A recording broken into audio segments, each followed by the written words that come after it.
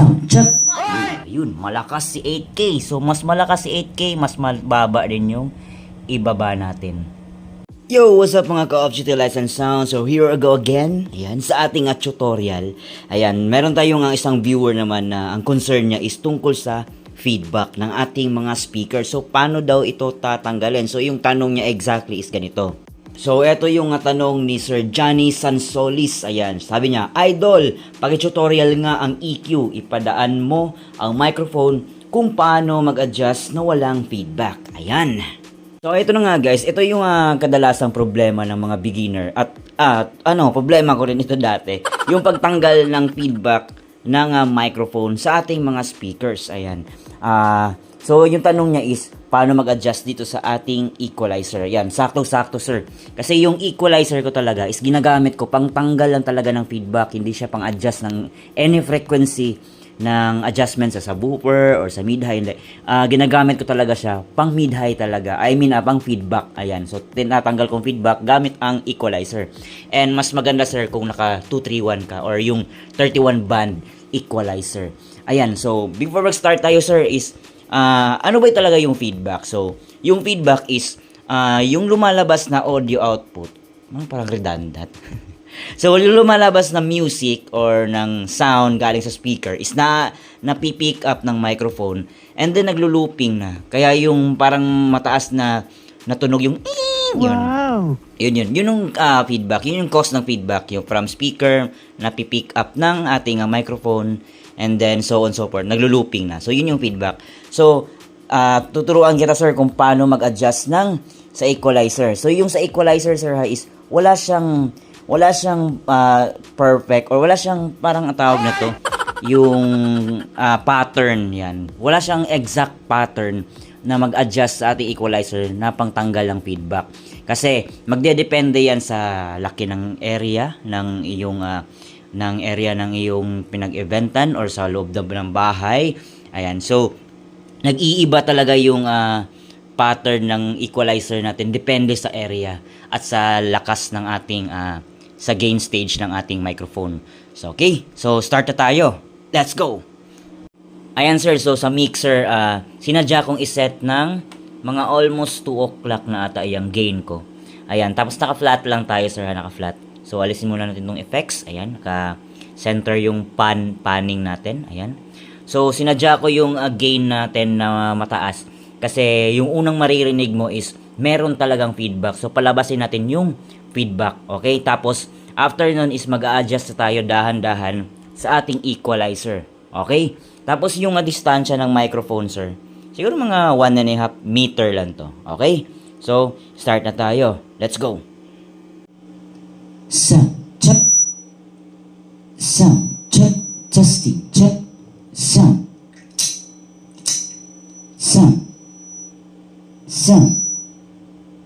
So, ayun sir, narinig mo yung feedback natin. Okay, so, I think enough na yun. Yun yung feedback. So, yun yung tatanggalin natin. Okay, na feedback. So, adjustment tayo sa ating EQ. Alright. So, again sir, naka-unity gain lang din ako dito sa mixer. So, nakalimutan ko sabihin. Well, anyway, so, proceed tayo dito sa adjustment ng equalizer. So, kanina, yung may feedback is naka-flat lang yun. Naka-flat lang lahat. So, ang una ko talagang ginagawa, sir, is dinadown ko muna lahat ng from 1,000. Ayan, kung makita mo, 1K. 1K hanggang sa dulo. Kasi hindi ko alam dyan kung saan yung frequency na nagpi-feedback. So, from 1,000 hanggang dulo. So, same din sa right channel. Ayan. Okay. So, naka-down. So, sound check tayo, sir. And I'm sure walang feedback. Pero yun nga lang, medyo kulog yung tunog niya. Okay, tingnan nyo sir ha. I mean, pakinggan nyo pala. Alright. Sound check. Testing mic check. 1, 2, sound. Sound check. Testing mic check. 1, 2, sound. Ayan sir, so medyo siya, kulog yung tunog niya. So, ang first natin gagawin, since naka-down na tong lahat ng from 1K, ayan, from 1K hanggang dulo. So, angat natin sa gitna. Gitna lang. Gitna. Yung 1K. Then, sound check ulit. check, sound check, mic check, 1, 2. Ayan, so wala siyang feedback. So, sir, hindi ko ikakat tong video. Tuloy-tuloy to. Medyo mahaba lang to.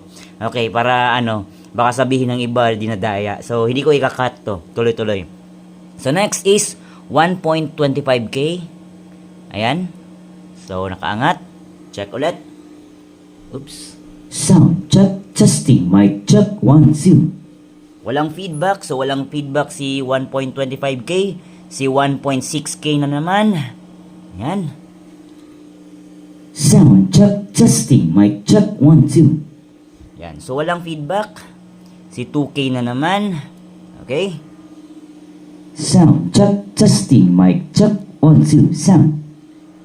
So, wala din si 2K. Si 2.5 tayo. Ayan, 2.5. Oops, sumobra. Ayan. Check, sound check, testing, mic check, 1, 2, sound. Wala din. So, si 3.15K na tayo. Ayan. Sound check, testing, check, sound, sound. Wala din, sir. So, si 4K, actually, okay to walang feedback masyado yung speakers ko. Ayan, si 4K. Sound check, testing, mic check, 1, 2, sound. Parang may naririnig akong konting howling. Parang konti lang talaga, sir. So, ang gagawin natin is, babaan natin ng konti lang din. Konting, siguro mga half ng guhit. Ayan. So, sound check ulit. Check, sound check, sound. Okay. Wala na. So, si 5K tayo. Ayan. 5K. Sound check, testing, check, mic check. Okay, wala si 5K. So, si 6.3K na naman. Ayan. Sound check, testing, check, beat. Parang naririnig nyo, sir. Yan, ulit ha. Sound, sound, sound, sound. Check. Ayun. So, meron si 6.3K. So, medyo mas malakas si 6.3K compare kanina kay 4K ba yun? Ay, parang 4K ba yun? So, mas malakas si 6.3K. So, baba natin ng isang guhit na. Ayan, isang guhit. Ayan. Okay. Ulit. Sound check, testing. Yun. Meron. So, baba pa natin si 6.3K. Konti. Again, dito din. Ayan.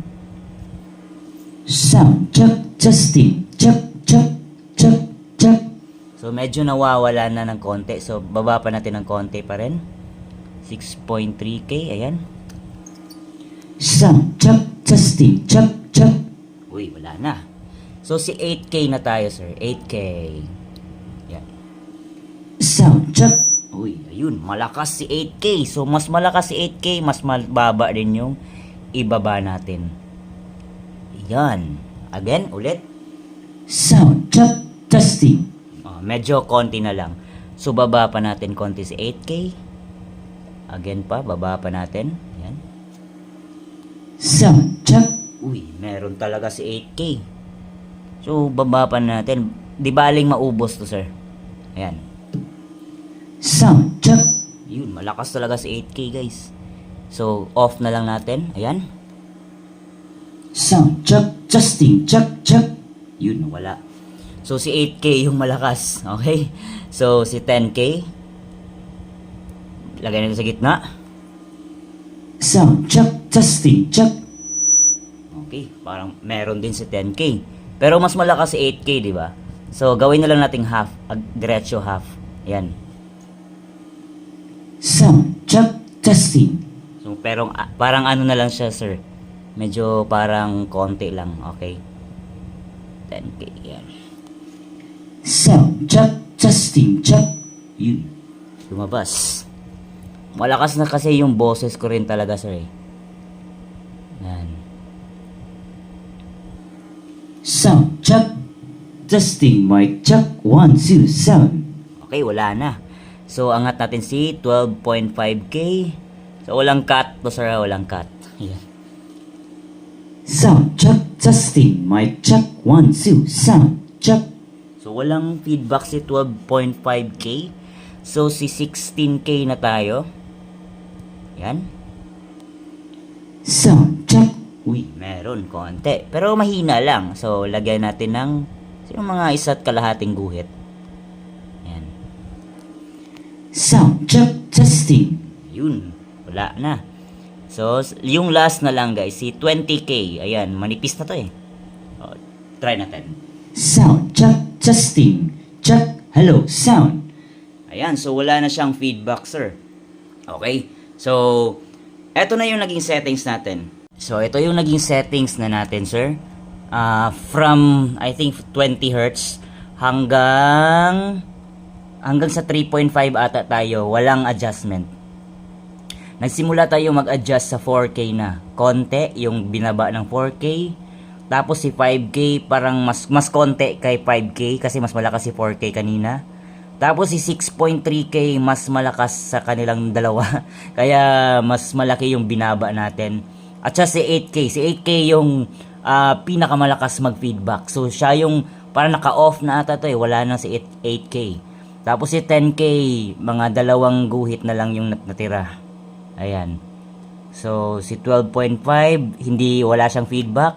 Si 16K meron, so isang guhit lang yung in-adjust natin. Si 20K walang feedback, so yun. So konti lang yung adjustment natin, sir. Ayan. Tapos yung gain natin, ayan, yung gain natin, same pa rin, walang binago. Ayan. Okay, so sound check tayo, guys. Ayan, sir. Okay, walang cut. Sound check. Testing. Mic check. 1, 2, sound check. Testing. Mic check. 1, 2, sound check. Hello, sound. Sound. Sound. Sound. So, ayan sir. So, maglagay tayo ng effects. Yung echo plus reverb. Okay? Yan, effects. Tapos, angat natin doon. Ayan, konti lang. Sound. Check. Testing. Sound. Sound. Sound. Alright. So, yun. I think, Sir Johnny, yes, Papa. Ayan, so Sir Johnny, yun yung paraan ko, sir, na magtanggal ng feedback gamit ang equalizer. So, mas mainam talaga, sir, na naka 31 band kayo. Kasi kung, meron kasi 15 ba yan? 15 or 20 band, konti lang yung mga band. So, mas malaki kasi yung agwat ng frequency. Let's say ito, 800, tapos 1K. Kung maliit lang yung band mo, magiging 800 tapos 2,000 na. Parang ganito, sir. Sa mixer, ayan. Eto, 7 band lang to. So mapapansin mo, 63 Hz. Ang next na niya is 150, then 400, 1K, 2.5. So yung in between niyan, imbis na nagpi-feedback between 400 to 1K or 1K to 2.5, hindi mo ma-adjust kasi malayo na yung agwat nila eh, di ba? Malayo na lang agwat. So, mas maganda talaga, sir, na meron kang 31 band and partida. Eto, hindi to original. Bola lang yan. Hindi to original na equalizer, but the purpose is serve. Ayan, English yun. Alright, so, Sir John, yun yung adjustment ko. Yun yung paraan ko. Kasi, ito actually, ginagamit ko talaga yung equalizer ko, hindi pang adjust ng frequency. Kasi meron naman akong crossover, meron naman ding mga EQ dyan sa mixer. So, ginagamit ko talaga yung equalizer ko pang tanggal ng feedback. Yun yung kasing ayaw ng mga banda. Lalo na yung vocalist, ayaw ng feedback. Eh, kahit sino naman, di ba? So, yun. Ito yung purpose ko talaga ng equalizer. Gusto ko nga bumili ng yung original talaga. Pero, syempre, gaya ng iba, nagbabudget din, no? So, eto, hindi to original, pero natatanggal pa rin niya yung feedback. How much more kung original yan, di ba? Ayun. So, yun sir. So, sana Sir John, nakatulong ako sa iyong concern about sa feedback ng ating microphone. Ayan. So, Sir John, hanggang sa muli at hanggang sa mga tutorial pa ng ating sound system. Alright!